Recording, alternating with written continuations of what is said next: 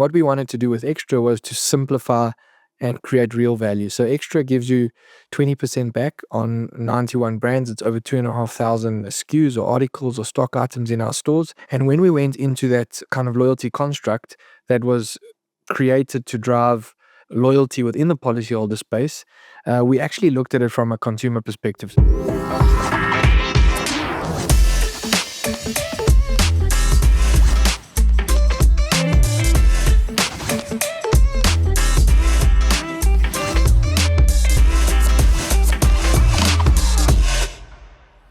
Hello and welcome. I'm Claire Mawisa, and this is Health of the Nation, a podcast series of conversations about a topic that's being hotly debated across the land, healthcare. Now, I hope that you have listened to our first 2 episodes. They're available wherever you get your podcasts. Now, in this 3rd episode, we're going to be talking about something that's keeping most of us up at night, the alarming rise of the cost of living and how salaries are not keeping up. More and more consumers are turning to loyalty cards and programs just to help stretch the household budget. And did you know 76% of South Africans use them, according to the Truth and Brand Map Loyalty White Paper of 2023-24, which marks a 3 percentage point increase from 2022. Now, loyalty programs offer their members a range of benefits, from cashback to discounts and personalized offers, all adding up to those necessary savings, of course. Now, here today to help me unpack the ins and outs of loyalty programs, we have the CEO of the Dis-Chem Group, Roy Marais, and Amanda Kromhout, the founder and CEO of the international loyalty consultancy, Truth, someone who literally wrote the book on the subject, Blind Loyalty, 101 Loyalty Concepts Radically Simplified. Welcome to you both. Thank you so much for joining me today. Thanks, Claire. Now, Amanda, as our visiting expert, I want to start with you. Maybe you can just help frame and contextualize this conversation. What is a loyalty program? So it is exactly what you started to describe effectively. It's a way of brands saying thank you to their customers, and a way of brands being able to really get close to their customers by customers shopping with them and being rewarded accordingly. So consumers have choices, right? They can go to there's a repertoire of brands per industry. So consumers have choices, and they will start to make the choices obviously around everything that the brand offers. It's not just about the loyalty program, but the loyalty program is almost like the icing on the cake. And now consumers expect icing on the cake. And it glues the whole brand proposition together nicely for the consumers and for the brand. And you can get a different array of rewards and benefits. But consumers are smart, and they should continue to be smart. And they will understand that there's a value exchange. So if I come into your store and I buy 100 Rand, 1,000 Rand worth of goodies, whatever it is, they understand this. And also they understand that by swiping their card or swiping an app, they're also giving the brand information about themselves. Now, there's a lot of legislation that protects consumers, rightly so. But consumers understand that. So it's almost like a value exchange, that I'm going to come into your store more than your competitor, but just give me that little bit extra to say thank you. And yeah, there's a greater chance I'm going to stay with you, shop more with you, and enjoy the benefits, the broader benefits of your brand. I'm not suggesting for one moment it all depends on the loyalty program, but it really has become a huge industry. As you said, 76% of South Africans are using loyalty programs. That is an enormous number. Like, there's very few marketing tactics that can get a 76% engagement rate. And if we look at it versus global markets, South Africa is a very mature market in loyalty. So we see the average consumer actively using 9.4 different loyalty programs. We don't see that in other international markets. In other markets, in mature markets like the US, the UK, the active usage of loyalty programs is a lot less. So I have the fabulous opportunity to see global markets, see South Africa, and I can confidently say the South African market is a mature and sophisticated loyalty market, and brands in this country are really giving consumers a fantastic loyalty experience, and I'm very proud to be part of it. It's great. Now, okay, that makes sense that that's the benefit to the consumer. But Roy, what's the benefit of a loyalty program for the brand or the retailer? I've always wanted to know, what's the catch? Sure. So I think, I mean, as Amanda described it, I think retail is incredibly competitive. And essentially, you're chasing every single rand of revenue.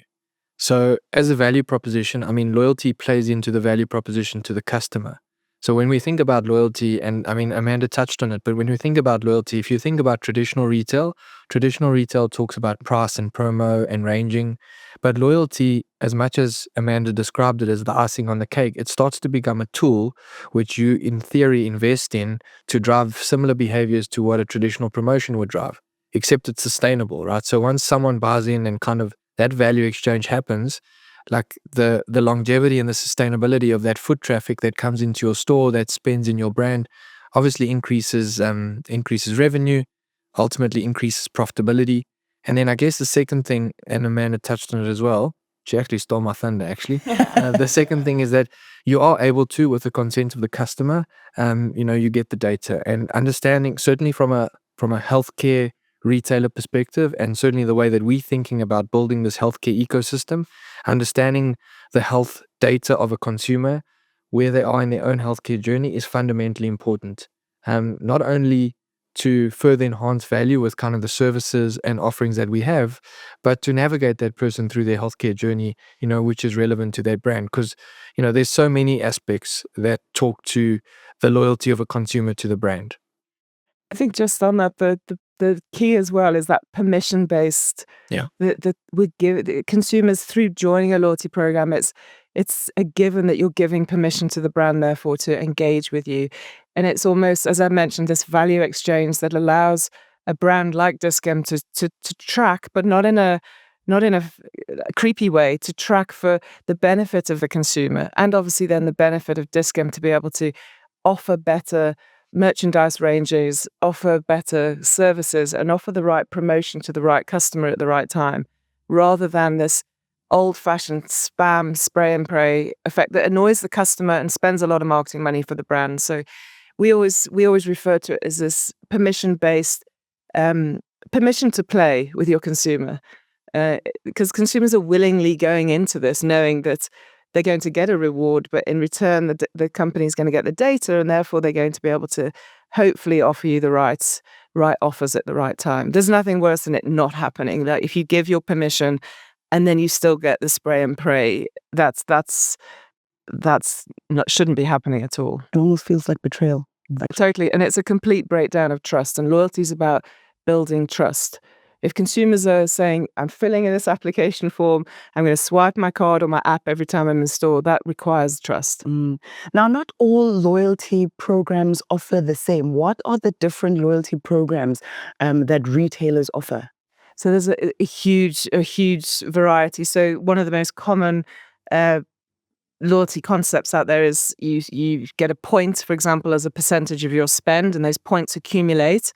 And then when you can either save those points maybe for year end or back to school or your child's birthday and spend them. See, we refer to that as our savers.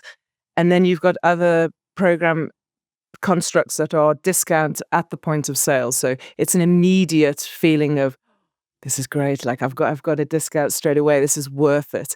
And there's a lot of programs that combine both, which gives that immediate dopamine hit of, and it genuinely is, from a psychological point of view, a dopamine hit of getting that reward. You get that immediate gratification versus the long-term builder. Interestingly, the data that we use through the Truth and Brand Map study shows that there's an equal number of customers like to save their points, an equal number of customers like to get that instant discount, and then an equal number like to do both. So as a brand, it's very difficult to say, should we be doing the points to save or the discount? Because actually the data shows consumers are savvy and they want to do both, actually. And then the other types of program ideas that are in place, they're not just ideas, the actual program constructs are tiering. That's really well known in the airline industry. It started in the airline industry. We've got blue, silver, gold, for example. and the medical aid environment. So you typically have got and banking's very much uses that tiering structure. So the more you do with that brand, the more you spend with the brand, the higher the tier, the better the benefits, the faster the earn rate. Um, and then not so well known in the world of the consumer's mind, but very well known in the retailer's mind, is all the stuff that happens. We call it below the waterline. All the surprise and delight birthdays, or so here's your birthday. I hope you got one 2 weeks ago on your birthday. Yes. And I always say to brands, never ever just wish Claire happy birthday, because you've got hopefully friends and family who can do that. It's really around, actually, here's something to entice you back into our store, or just a little chocolate bar to say thank you. You can give it to your kid, or so you've got surprise and delight benefits, or you make the personalized vouchers so that that's relevant to what I spend. It's not trying to just push me to buy other categories. It's actually appreciating what I spend, maybe trying to cross-sell me to another brand within that category. So if it's toothpaste, I might be using Sensodyne, they might be trying to get me to use Colgate, but either way, it's that personalized vouchers, personalized offers, surprise and delight gifts. And then there's all sorts of other gadgets we can use, like gamification, so spin and win, or scratch the tiles, and which creates fun. And we're a huge fan of making loyalty programs fun. Like, life is just too serious anyway, right? Like, life is pretty serious. So if the program you're engaging with your favorite brand can bring in an element of fun just to appreciate me shopping there, then we're all for that, and consumers love it. And interestingly, the gamification gaming isn't restricted to kids. We're seeing that older customers are engaging a lot more in it, and brands are able to get customers to stay in their app playing for like half an hour from a promotional game activity. You can't get that from a hard sell push notification and SMS. So it's something that it's taken a few years to get traction at board level, for board level to go, okay, this isn't just a gimmick. And now it's actually making a real difference. Wow. Now, Roy, Dis-Chem has long offered the Dis-Chem benefit card, and now there's also the extra rewards value proposition. What's the difference between the two? Extra at the moment applies to our policy holders. So anyone who within our ecosystem, which is what we're trying to build, whose mandate is to kind of increase access and reduce cost of healthcare, which is a basic human right, and South Africa needs more private sector players to play into that. Extra's intention was to create enough value to subsidize a portion of that back into the investment in an individual's health, whether it's through medical insurance or through gap cover. But it's an opportunity for you to save 600 Rand within traditional purchases that you're making from any healthcare provider. And the constructs of the two programs are quite different. So our traditional rewards program gives you 1.5% back. And then depending on who you partner with, you can get access to, I suppose, differentiated benefits. But I think the challenge is, there's multiple brands playing out in our space, right? So from a consumer perspective, you walk into our stores, you've got a brand talking to you about a portion of the benefit, we talking to you about the other portion of the benefit, and it becomes quite confusing. And we're not necessarily in control of something that is branded Dis-Chem, right? Because there are many factors at play, as Amanda described. You've got financial services guys that have tiers that are influenced by how they kind of consume in our environment. And I mean, what we wanted to do with Extra was to simplify and create real value. So Extra gives you 20% back on 91 brands. It's over 2,500 SKUs or articles or stock items in our stores. And when we went into that a kind of loyalty construct that was created to drive loyalty within the policyholder space, we actually looked at it from a consumer perspective. So we said, agnostic of who funds it, how are we going to fund this deep discount of 20%? What are the brands that are relevant to consumers? Like, what do consumers put in their basket? And that was the selection criteria that we used. We constructed this basket. And I think what's been very interesting is, unlike what we see in the traditional loyalty space, which is very difficult to see like true returns, Extra provides something which is what loyalty should do. It provides you with almost this concept of sustained promotion. So, I mean, the person who has a medical insurance product is generally a like a mid LSM type individual, their wallets haven't grown. South Africans are all searching for value, but we see 5 times more traffic from them than we did traditionally. And all that's happening is because they see value in the program, which is what Amanda described up front, they really do direct all of the traffic that is healthcare into our environment. So, we're seeing 80% more volume growth in that basket. And it's really just because that fundamentally the price point on those commoditized lines, on things that are household, health, baby, they're at a price point that the market is not familiar with just because of this 20% on top of existing promotions. So I think we have a job to do as a retailer to say, if we are ambitious in building out this ecosystem, how do we think about loyalty within traditional retail mechanics? Like it needs to be something that is very similar to a pricing policy. It just has to carry that excitable element. Like it needs to reward you. And all of the concepts that you spoke about, whether it's gamification, whether it's the ability to do instant discount, which creates a lot of value. I think globally, and Amanda would be better, but certainly when we did our research, globally people like savings. In South Africa, there's a split, but South Africa does tend to like that instant discount, that immediate like dopamine effect that you spoke about. So those are the 2 current programs. There is a world in the near future, I guess, where I combine the 2, and we start to create what is like a very differentiated loyalty program for our base. So I'm super excited about that. If I'm honest, like it's a different way to look at loyalty. Yes. You've been mentioning this ecosystem. So you've got these 2 loyalty programs plus the medical insurance and gap cover, the clinic offers the services in store. It sounds like you're really well on your way in building this integrated healthcare ecosystem for South African consumers. Talk to us a little bit about that intention and what informed that. Sure. So I think for a long time we've seen ourselves as a retailer, and I think if you think about the ethos of the brand came out of pharmacy, right? And that's where this concept of service and this concept of range kind of resonated from. Like as pharmacists, use service. Um, and as we've kind of evolved and grown the brand, there's been this element to say, like, do we play an appropriate role in delivering healthcare? Because in theory, South Africans who can afford medical aid have often been spoiled for choice. So, our medical aids don't necessarily give you only access; they give you choice. So it's an inefficient use of healthcare resources. If you have a cold, then you go to a specialist, right? It can be addressed at a clinic level, but because you have choice, like a South African consumer on medical aid, like goes to a GP or goes to a specialist, from a simple cold.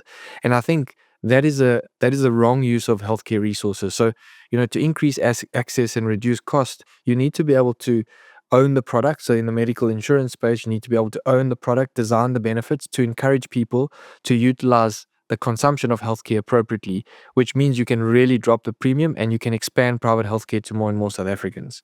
I think that's kind of the ambition.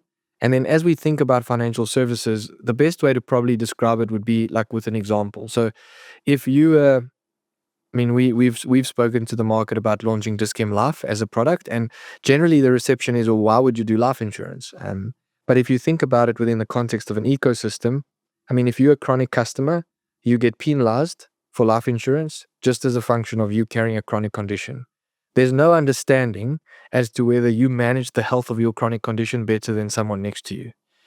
What we do is we inherently service that risk. So, we understand from your perspective, if you're adherent to your chronic medication, we understand kind of certain health metrics as a function of you visiting our clinic. So we would be able to say, okay, well, in this case, Claire manages her chronic condition incredibly well. No offense, Amanda doesn't. You should be priced differently, right? Because in theory, like you're taking your medication, you're interested in your health, and as a function of that, we can price your premium differently. We encourage the utilization of our services, which would be the chronic adherence management services. You come into our store, you're now getting 20% back. You might as well buy the entirety of the basket. And in that one example is really the simplicity of what an ecosystem can develop or kind of spit out for us as a retailer. Amanda, you experienced a health crisis of your own that brought the constraints of healthcare costs into sharp focus. Could you tell us about that experience and also what was born from that experience that you went through? Wow. So yes, I live, excuse me, I live an incredibly healthy life. Like, I'm very fit and I take care of my health, separately from what Roy said. No, I was kidding. um, and I woke up on the 9th of March in 2022, and I had this excruciating pain in my eye. I couldn't open my eye. I couldn't lift my head off the pillow. I was like, what has just happened to me? And I had contracted, I still to this day don't know how, something called fusarium keratitis. And it was basically eating at my cornea. So if anyone wears contact lenses, please listen to your optometrist. I thought I'd for the whole life done everything I was supposed to do for my eye care, but clearly I'd overused my contact lenses because I've been wearing them since I was 18. Hairline crack in the cornea and this fusarium keratitis. Now, if any of you have ever had eye problems, it's the most painful thing ever. Like, I have quite a high pain threshold, but this floored me for 3 months. And it basically was eating through my eye. So I didn't even know what the eye care specialist terminologies were until this stage of my life. And I had 2 emergency corneal transplants in a couple of months. And very fascinatingly, through this whole period where I'd walk around like this and I couldn't even lift my head off the pillow, the only conversation I could have with the surgeon was, okay, so he says, I need to know today, sign the paper, and you're going to lose your eye, but I'm going to fly the cornea in from Florida. So, okay, why Florida? And he says, please tell me you're insured. And I was like, I'm insured. These are my details. He says, right, the cornea's coming in, the operation's on Tuesday. And this happened a couple of times. And then he would say, we still can't kill this fungus. We need you to take another medication. But by the way, I know it's expensive. And someone went to the pharmacy for me and it was 25,000 Rand. And without that, I would have lost my eye. Now, I don't have 25,000 Rand at the drop of a hat, but I do have the means to make sure I can find it. So through this whole process, I sat with the surgeon and went, what if I wasn't insured? And what if I didn't have 25,000 Rand? He said, you wouldn't have an eye. They would have cut your eye out. You wouldn't even have a glass eye. He was already preparing me for a glass eye. So the drama continued for me for another 14 months where I had to wear a patch. I was blind in this eye. I'm still not perfect in this eye. And then I had the last operation where a lot of my sight has been restored, but it's still not perfect. But that's okay. I can see. I'm capable of living my life completely normally. I mean, I ran comrades with one eye. Like, you can live a normal life with one eye. But through this process, I kept saying, what happens if you're not insured and if you can't find 25,000 Rand at the drop of your hat? So at that point, I was like, this has to change. This cannot carry on. And I don't work in the public sector. I work very much in the commercial world, but we founded the Blind Loyalty Trust. Now, it's a pun on the word blind loyalty, obviously blind, and I work in the loyalty industry worldwide. So blind loyalty. So it's a trust which we make money for the trust typically through the loyalty industry. I can explain how else we make money as well. But we take that money, it's run through my own company, Truth. There's no extra staff. It's very, very lean. It's all the money goes to beneficiaries. And the first year of actually helping individuals, we've managed to restore sight to 102 people this year. Wow. And that's just in 1 year of myself and my Truth team working our little socks off whilst we're doing our day job. That's incredible. And thanks to the loyalty industry at large, South Africa and internationally. So the kind of individuals we're helping are, we've got two young boys, one in Johannesburg, one in Cape Town, who've had corneal, either transplants or other cornea medical care. And then we found an incredible partner in the rural communities who does rapid cataract surgeries. And the fascinating thing is, apparently 80% of blindness is reversible. So my blindness was reversible. 80%. Like, I didn't know that. So, and it's a cataract surgery, or it's the kind of help that I had. So in the rural communities, there are so many incredible human beings who are operating in complete blindness because they can't afford to have that cataract surgery. So the Blind Loyalty Trust is funding an incredible organization called Grace Vision. It only costs 4,200 Rand to reverse blindness. That's it. Changing somebody's life. Forever. And you know what's the most interesting thing as well? It's typically a cataract patient is slightly older. And unfortunately, what's happening is the child is being pulled out of school to take care of granny. So you're not only impacting granny's life, we're impacting the child's life.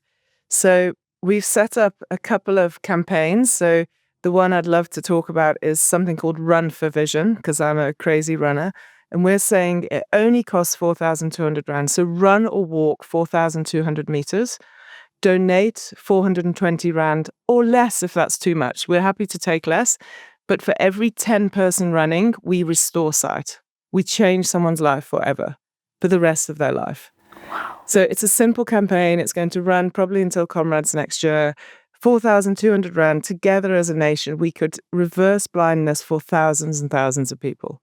It's so simple. It's so simple. It's like the other thing we do to raise funds for the industry. We have the Relate bracelets that I did a calculation. So this is putting Roy on the spot here. But if we sold one bracelet per store in Dis-Chem, we would reverse blindness for one person. So if we sold 100 bracelets per store, 100 people's sight would be restored. So it's a really simple equation. And we do other things in the loyalty industry, like my book, Blind Loyalty, 100% of the profits go to the trust. So it's just, I talk about authenticity in loyalty programs. This is the authentic way of driving a business, but we're helping people's lives, because I would have been blind forever if I didn't have medical care and the ability to find 25,000 Rand. Good for you for taking action.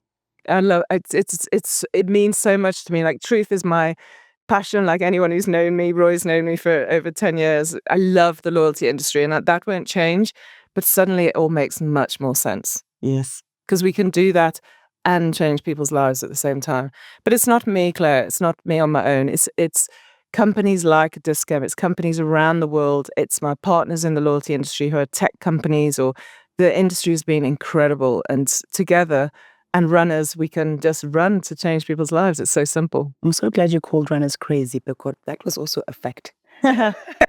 Well, if there is one thing that these tough times are teaching us, is that we really have to do whatever we can to take care of our health. CEO of the Dis-Chem Group, Roy Marais, and Amanda Krumot, founder and CEO of the international loyalty consultancy Truth. Thank you both so much for being here today. We really Pleasure. do appreciate it. This is episode 3 of Health of the Nation. Remember to catch the entire series wherever you get your podcasts. Let's keep the conversation going and continue taking care of our health. Until we see each other next time, yours in good health. Thank you so much for watching. My name is Claire Mawisa.